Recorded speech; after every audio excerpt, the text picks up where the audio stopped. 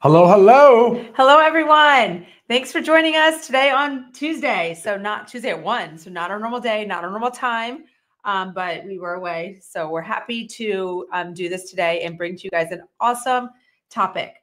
So today we're going to talk about something that we launched actually almost 2 years ago. So we've launched it quite a while ago, but it's actually been around since 1876. Wow. Yep.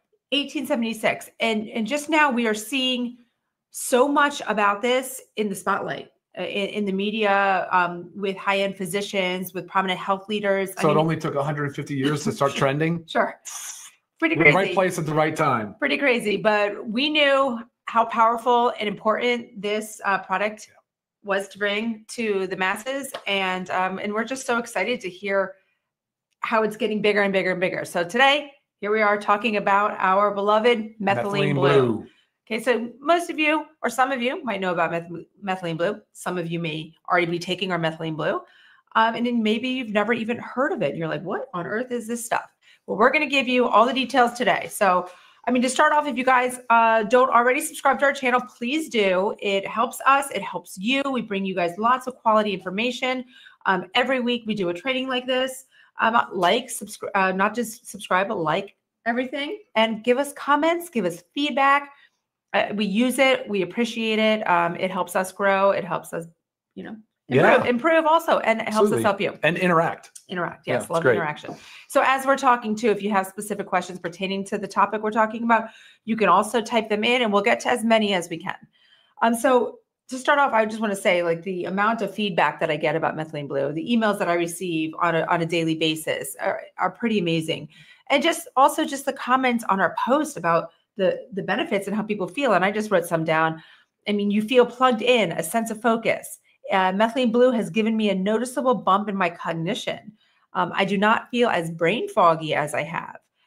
This person says, I did not feel it like I expected, but I believe in what it's doing to help my brain stay sharp. And sometimes that's my case. Sometimes when I take it, I don't necessarily immediately feel something, but I know what I'm doing. And I know how powerful it is and how also important it is for my health, my brain, the whole shebang. So let's start back. We have a lot to talk about. So Dr. Ryan is really going to go into detail, but we're also going to try to bring it back, I guess somewhat dumb it down so it's not so scientific. But if you are those sciencey nerds out there, like Dr. Ryan is, we're going to hit home on that charge as well. So back to the basics. We talk about mitochondria and how Methylene Blue really helps the mitochondria. But let's start with what is mitochondria? What does it do? And then we can lead into how Methylene Blue. Yeah, totally. We'll do that. Absolutely. I'm so distracted. What I'm looking at is my computer and your comments. So I love it. Already the board is blowing up. This is great. But to your point, though, almost 2 years ago, we launched this.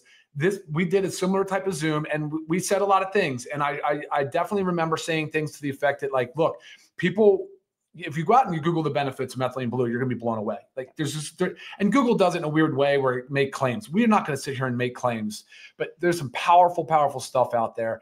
But of course, knowing your source of information is important. That's what Lisa always try to preach is be careful of the misinformation and disinformation cycle. And there's a lot of that going on in Methylene Blue, but since it's been around for so long and so widely studied, I just wanted to reiterate one thing from our 2 years ago that was, I said to people, I sat here and said, if you Google and you see the contraindications and you get scared because you're on a SSRI for mood depressive disorder or something to that effect that has drug interactions, I said that at this low dose, at this 20 milligram film low dose, I said it would be highly effective, but I would not be able to, I'm not going to sit here and advise you to do that or override your doctor's advice.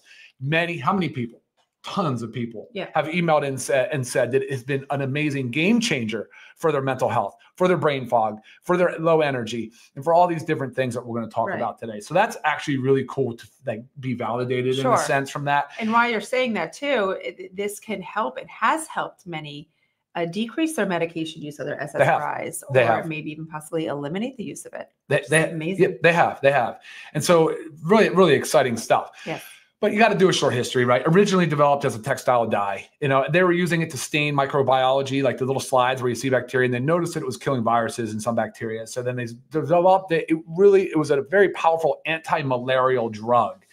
to this day, it is still considered a magic bullet. It is still considered by the World Health Organization as an essential medicine. It is still used for things like methemoglobinemia, which is just where essentially the tissues become hypoxic because they're not carrying oxygen to their full capacity. So it's the first treatment. It's the first line of treatment. Yeah. Right? So they're still widely using it, and it's got incredible utility. But since then, it has been studied in so many different places. Our longevity pioneers, all of our anti-aging docs, everybody is starting to adopt this therapy. And it's been fun and exciting. And we were an early adopter even just 2 years ago. Now more companies are offering it, but still, you look around and see there's still such a world of explosive growth on Methylene Blue. Sure. And people are just having a blast with it. Yeah. But we do need to really understand it. We do need to be responsible with the use because there are some things you need to watch out for. So we'll cover some of those today. Okay. So what did you say we want to do? Back to it. Sorry, that's maybe. It's great. Mitochondria. We talk about how it helps our mitochondria. Let's just start with what is our mitochondria, just for those that maybe don't know or maybe need a little refresher. Yeah, mitochondria is what we learned back in the day is the powerhouse of the cell. It's where, remember now, energy is not created or transferred. Created or destroyed. It's transferred. So in the mitochondria, that's our energy powerhouse. That's where the cell is getting the energy it needs to carry out its duties, its functions.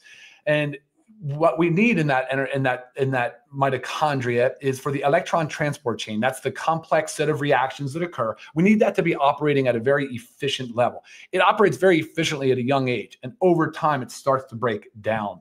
And Methylene Blue is very, very unique in its application for mitochondria health because it is a redox agent, which means it both does reduction and oxidation reaction. So it is electron donor and an electron sort of recycler or receiver. And I want to use this metaphor of sort of a train. I'd used it before and I kind of liked it. And it's a train going down the tracks. And remember, energy is not created nor destroyed. So the train is burning coal to generate forward motion and energy. So it also is burning and creating lots of toxic byproducts or waste. And that's in the form of the smoke and the soot that's coming out. And those are the byproducts in our cells that over time, our body gets less and less efficient at wiping out and cleaning up. Okay. So not only does Methylene Blue donate to the energy reaction, it's an input. It can donate an electron and actually feed the cycle and optimize the cycle. But it also acts as a potent antioxidant and cleans up our cellular waste after aerobic respiration. That's so key. So in a science way, it can make sense to everybody in the sense that, look, there is a trade-off. It's got to be like, I love the antioxidant component to it. 100%. I think that's just really, really cool. So. Right.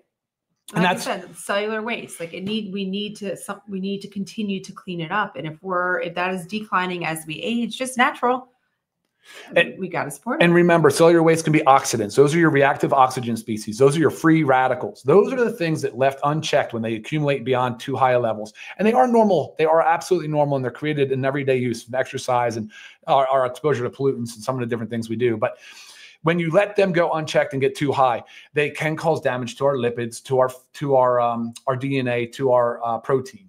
Right. And that stuff can be irreversible. And that there sort of the cascade that will start to lead down the road to cancer, to some of these metabolic neurodegenerative diseases, which we'll talk about, Alzheimer's and Parkinson's today. We'll talk about these things.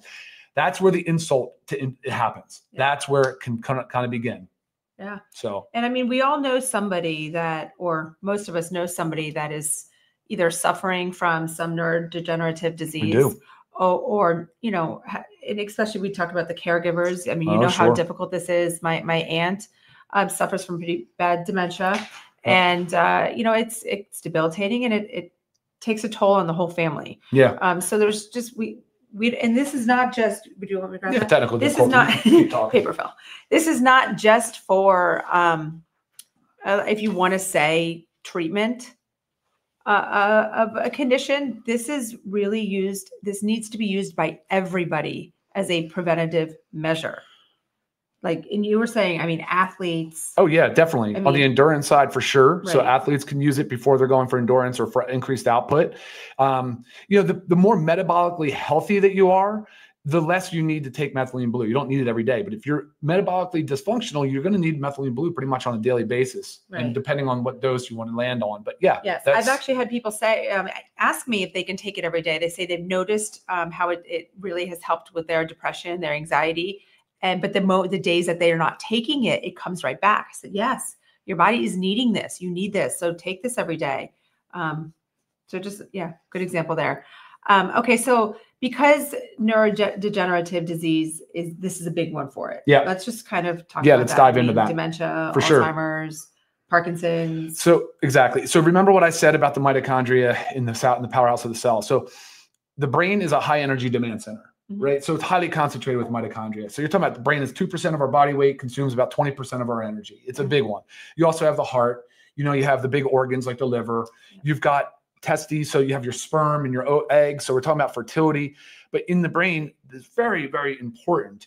You know, and so when you look at these neurodegenerative diseases and the breakdown that happens, I mean, there's a lot of promise, a lot of benefit now coming from methylene blue in those particular areas. So, you know, the way it works too, it also increases some of our neurotransmitters, serotonin, dopamine, norepinephrine. It acts, and this is sort of one of the contraindications, but it acts as an MAOI. That's kind of a drug class.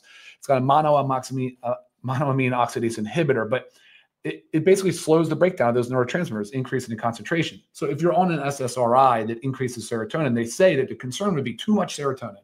Right. And it can cause serotonin syndrome. I'm telling you right now, and all the evidence supports that at 20 milligrams oral dose, that is not a real risk. Right. Because typically when you Google it, right, look it up, it's with the studies are with high doses. And intravenous dosing. Yeah. A lot of times you go to a functional medical clinic or and they do methylene blue IVs. I mean, these are super high doses directly into your bloodstream. So that is not what this is. This is 20 milligrams. So it's the lowest effective dose. So like Ryan said at the beginning, not only do we feel like this is safe, it's also effective for everyone. Yeah. And as far as the brain goes, remember the brain is very, very, very difficult to treat. Drugs on the market have a hard time with it. The brain and the spinal cord make up our central nervous system. Right. And there's a blood-brain barrier that is very protective, right? For obvious reasons. Methylene blue, though, has both fat-loving and water-loving properties, and it's also a very small molecule. Methylene blue readily passes the blood-brain barrier, and it can highly concentrate in the brain's mitochondria. So that is also another reason for so much of this interest and study in it for brain health as well. So, and that's of course what we're looking at with neurodegenerative diseases, you know, with Parkinson's and Alzheimer's, you know, you're really focused on what's going on here with our tau proteins and some of these other beliefs. And, you know, they're working through it. It's obviously they're having a hard time treating it though. Sure. And again, I think we're on the early phase of it because people, you know, it takes 15 to 20 years before a bad lifestyle habits before that kicks in. And how many people have we seen that are living? 75% of people are overweight or obese, and there's a big wave of neurodegenerative disease heading our way. Coming. Yeah. Which is sad and scary. I mean, so scary. We have to be aware of it. We have to be proactive. You know, this is not just to be methylene blue is not just to be reactive, right? Again, like something's going on, so we react and we take something. We need to be proactive about our health. That is one of the main things that Live Good in general is all about, but so important with this, with methylene blue. So I'm going to put it in the water just so we can see. Let's do it. Yeah. I'm sorry I didn't do that in the first place. So tell them that's the foil. So it comes in a foil. So if you don't know, that was empty. You open it up and here's all your strips. Okay. You have 15 strips.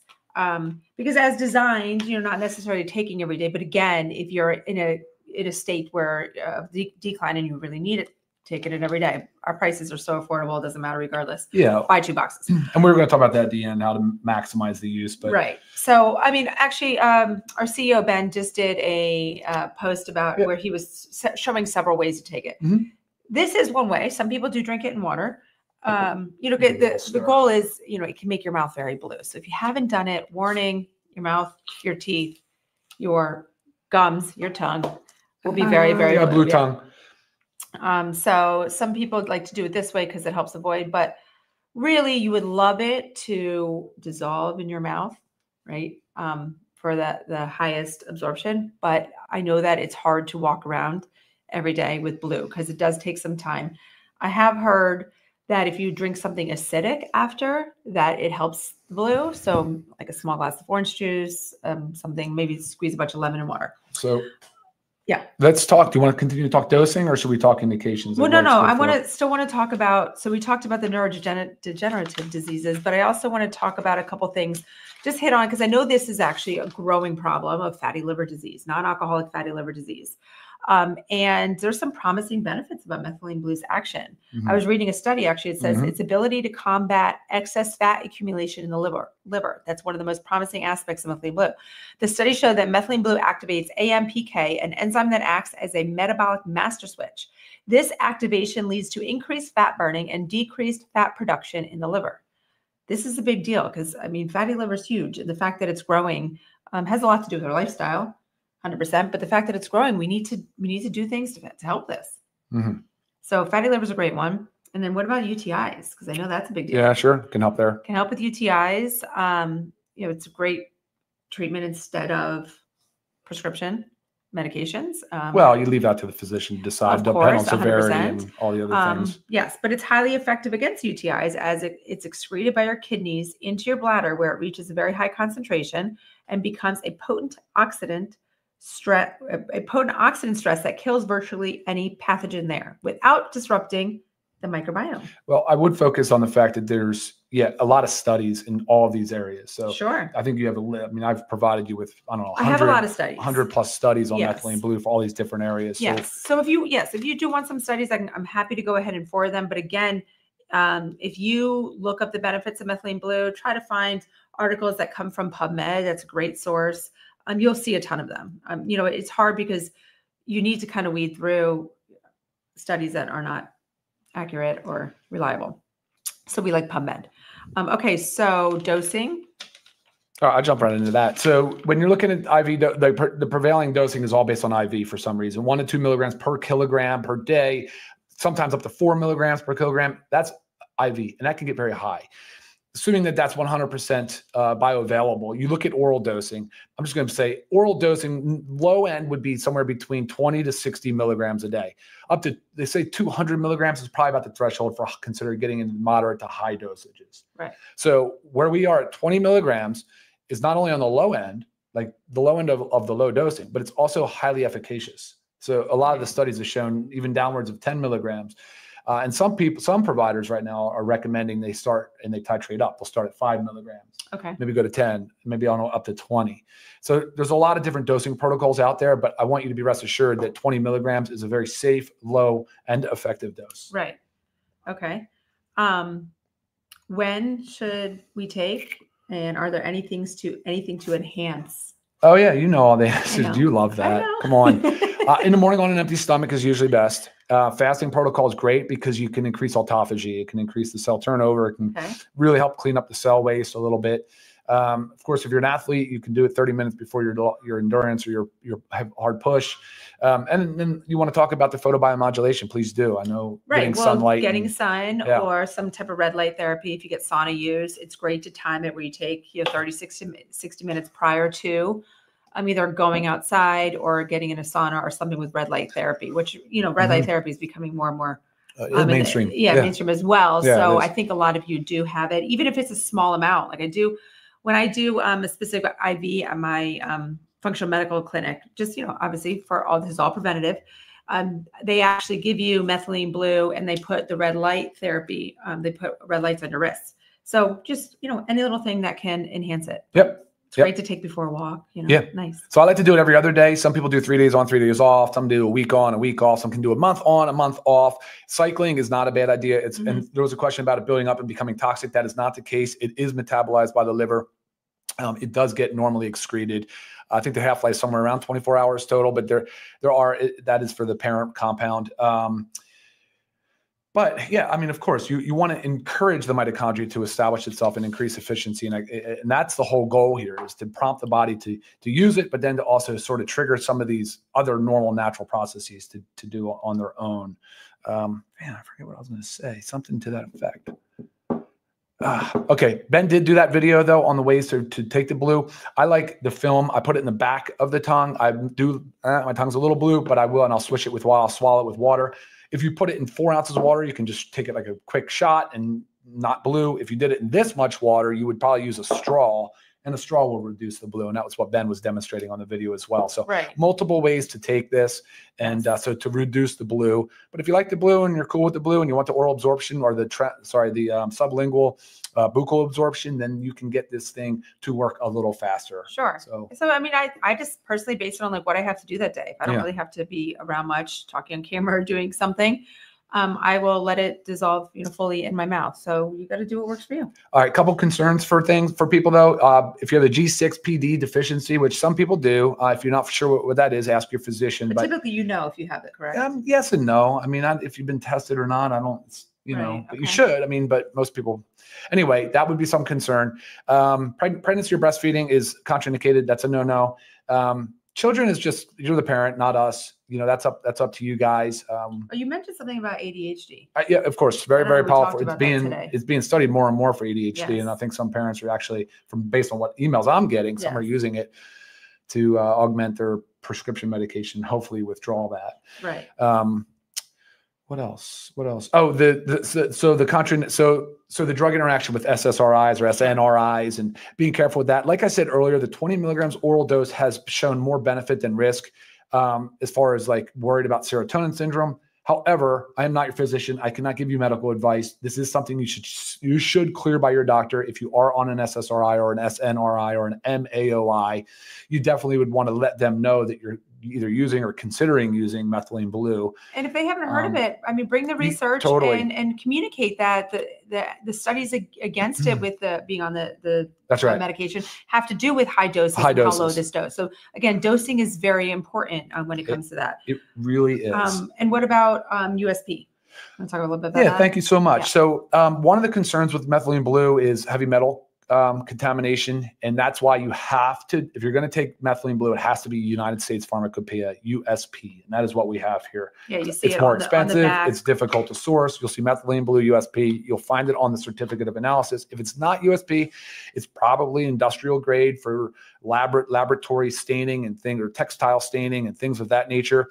Highly contaminated with metals for sure. Right. And as you know, when something becomes more popular, you see it more and more and more and more and more. So you need to be aware of this. You need to make sure it's USP. You need to make sure there's the certificates of analysis for heavy metal testing. Right. You have to make sure of this. Another area of concern would be dosing. I've seen some liquid droppers. There's no way there's no way. Most people don't know how many they're getting. They don't know what one drop is equivalent to.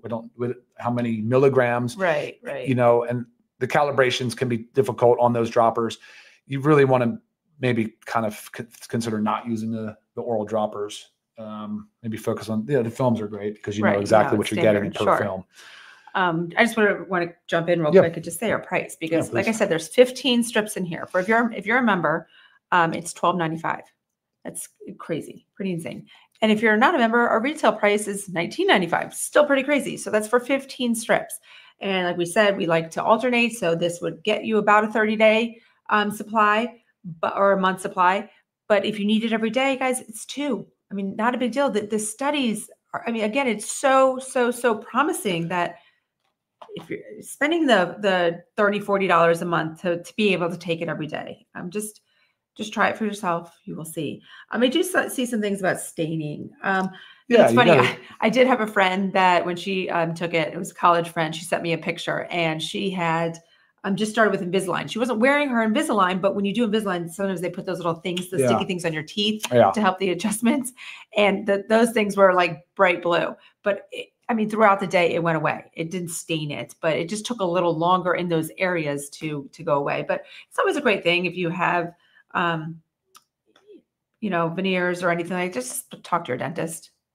Yeah, exactly. So I just wanted to, I know we'll wrap it up here shortly, but I want to run down a few things. We talked about the mental mood capacity, its ability to increase or raise the mental, some of the neurotransmitters, right, that are typically involved in mood regulation.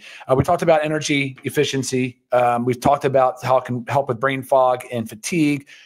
I know we sort of mentioned detoxification, but it is an important part of our detoxification pathway because, again, the liver being a high energy demand center. it can support the mitochondria there and act as an antioxidant, very powerful there as well. And let me just make sure I covered everything. I'm pretty sure I did. We talked about antimicrobial. Exercise performance. Yeah, my antimicrobial you said. Travel and jet lag is another one. Excessive exposure to radiation, which again you would get under commercial aircraft. Well, that was also, but if you saw in the media, there was a big thing about RFK. RFK was in the airplane when he was in an airplane. Yeah. So that kind of flew through social media. Yeah. And you are seeing an uptick in big time influencers promoting it and talking about it. So, and very reputable physicians as well. So we'll see where it goes. But for right now, we're happy with the results so far. And we know so are you, because the emails and the testimonials have been outstanding. Yes. And just looking at the comments today, I appreciate all the feedback, guys. Is there anything that it should not be taken with? I know we say take it first thing in the morning. We don't have to, but taking it first thing in the morning is ideal. Can it be taken with other supplements? Yeah. I mean, that's the area that, no, it doesn't really bind or kill. It wouldn't have any competition for absorption, but I do like it on an empty stomach. Yeah. Yeah. Okay. Yeah. Awesome. Yeah. And personally, I either go from taking it every other day. And sometimes if I know I'm like, so example, just this weekend, we were away for 3 days with both our girls in a volleyball tournament. It was lack of sleep. It was a lot. So I decided to take it those 3 days in a row. So now I'll just take a few days off until I get back on my cycle. So, play around with what works for you when you need it. Again, if you have a condition that this really supports, taking it every day is very beneficial. And as a preventative measure, we take it on and off, some format that works for you. Yeah, absolutely. Cool. All right, well, that does it for us today. That came in that you saw? Yeah, there's so many, but we covered. Yeah, I think we just covered them in different times. That's why I'm seeing so many like that. But okay, awesome. Yeah, and if you guys have any further questions, reach me at lisa@livegood.com. Other questions that maybe didn't pertain to this topic, I'm here for you. So go ahead and shoot me an email. All right, guys. And join us again. I know this is Tuesday, but join us every Monday at noon. We'll be here next week with regular time. And happy to bring something high quality and informative to you every week.